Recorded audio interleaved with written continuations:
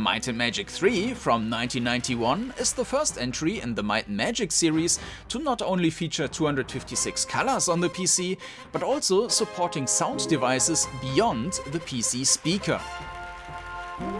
No option is perfect, however, and finding direct comparisons on YouTube proved to be difficult. Especially if you want to compare not just the music, but also the sound effects, which can be much more problematic. In this video, we will compare the following sound options.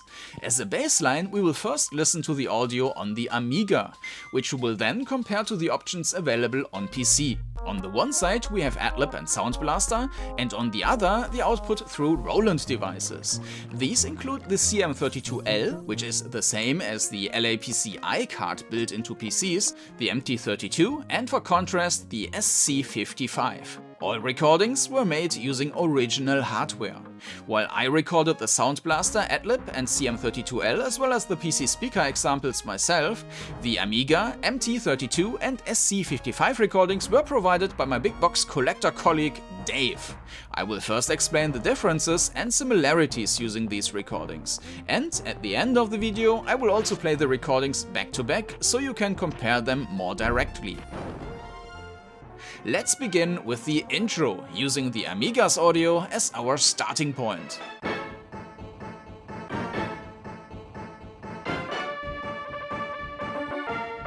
The first thing you will probably notice is the weird stereo sound, which is peculiar for the Amiga, where a lot of audio is played either entirely on the right or left channel. Something that isn't particularly pleasant when using headphones. Surprisingly well done for the Amiga, however, is Sheltem's voiceover in the intro scene. I am Sheltem, guardian of Terra. Twice now you have defeated my test. Now let's compare that to the Sound Blaster, and you can hear right away that the quality of the music is significantly better. That said, the Sound Blaster just provides the same music and sound effects as Adlib does. You will clearly hear that now when we switch over to Adlib and then back again to Sound Blaster.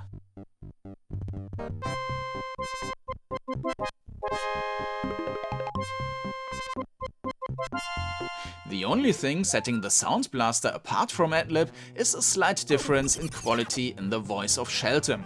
On the Sound Blaster it sounds almost identical to the Amiga, meaning the Sound Blaster isn't really utilized to its full potential here. I am Sheltem, guardian of Terra. And as comparison, the next sentence will be via Adlib. Yourself worthy of invading my world. Walk carefully then through this third challenge. So the voiceover is better on the Sound Blaster, but not by much. And Adlib is then slightly better than the PC speaker, which we will hear for the last words. Until our next meeting, mortals.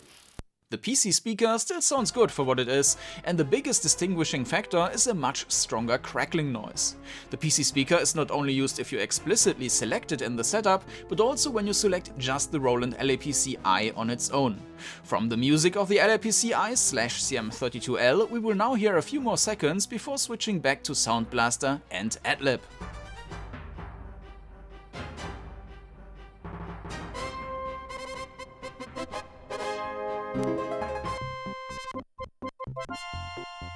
The music of the CM32L, which is also completely identical to the MT32, certainly offers the best sound quality, though you can of course still prefer the way Adlib or Sound Blaster sound. By the way, all the sound options I tested on the PC come along with this stuttering shortly before Sheltem starts to talk. I guess this is related to how the game utilizes the CPU, which also leads to additional problems we will get to in a bit. But let's get into the game itself now and start there with the sound of the Amiga.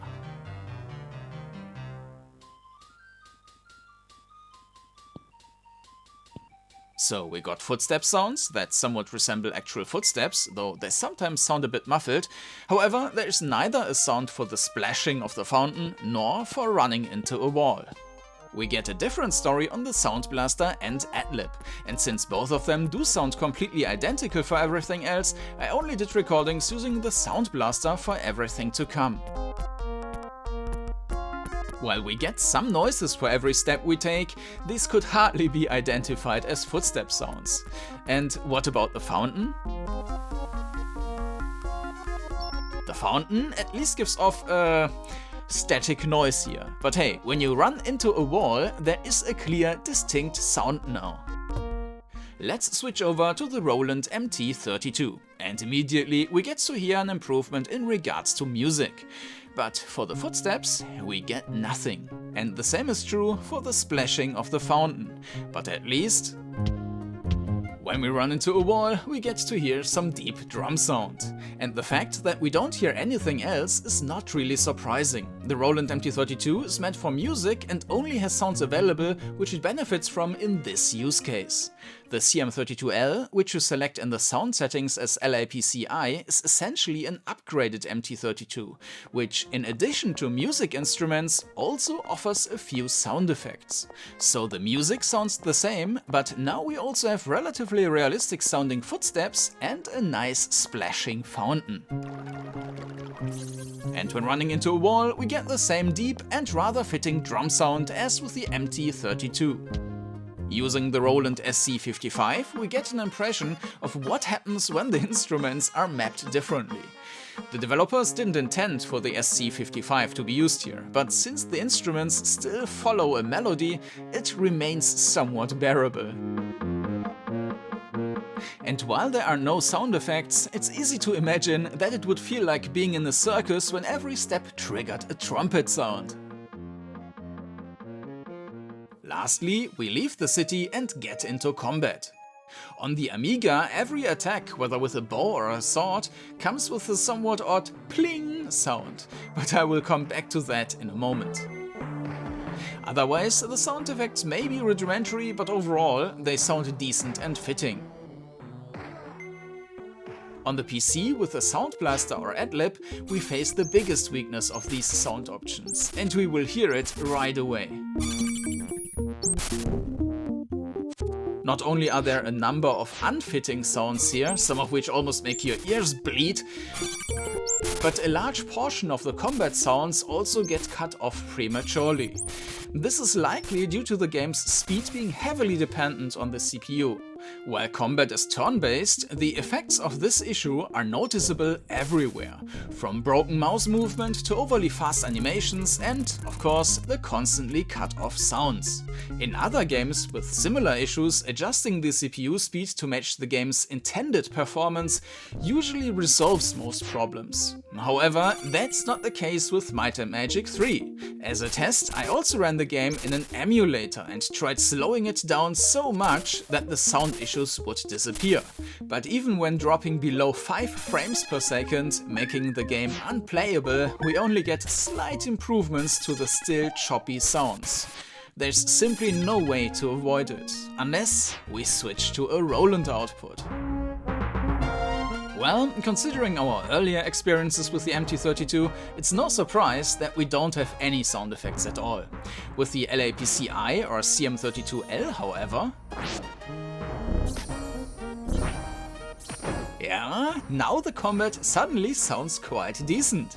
The sound effects seem a bit less cut off, and apparently it's too low for the CM32L to even make these weird screeching noises.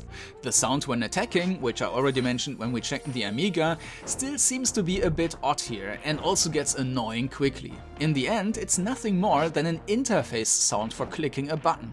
In fact, we already heard it earlier when tossing a coin into the fountain. However, it wasn't the sound for the coin being thrown, but rather the interface click. This can actually be avoided, just don't click with the mouse and instead use the hotkeys, S for shooting, A for melee attacks and C for casting.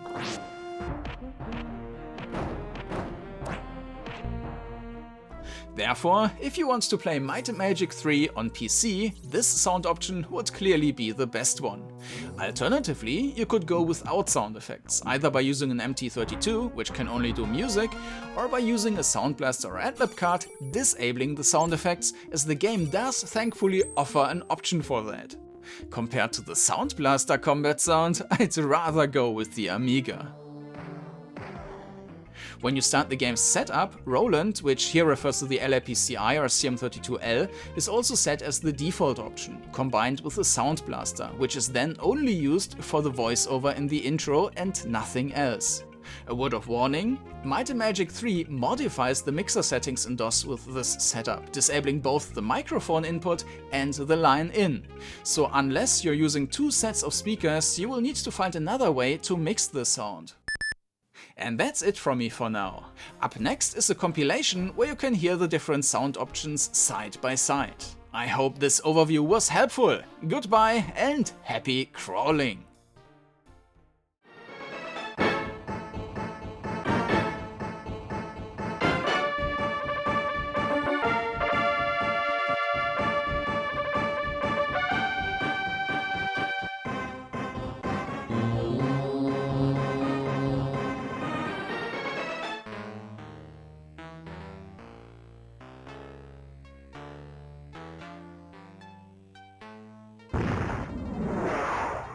I am Sheltem, Guardian of Terra.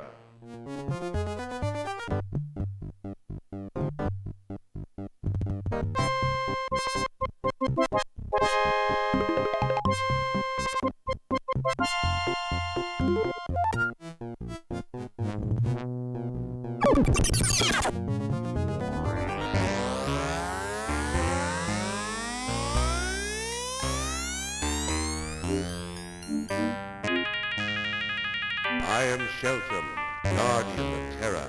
Twice now you have defeated my test, thinking yourself worthy of invading my world. Walk carefully then through this third challenge, and take heed your final decision is truly what you desire.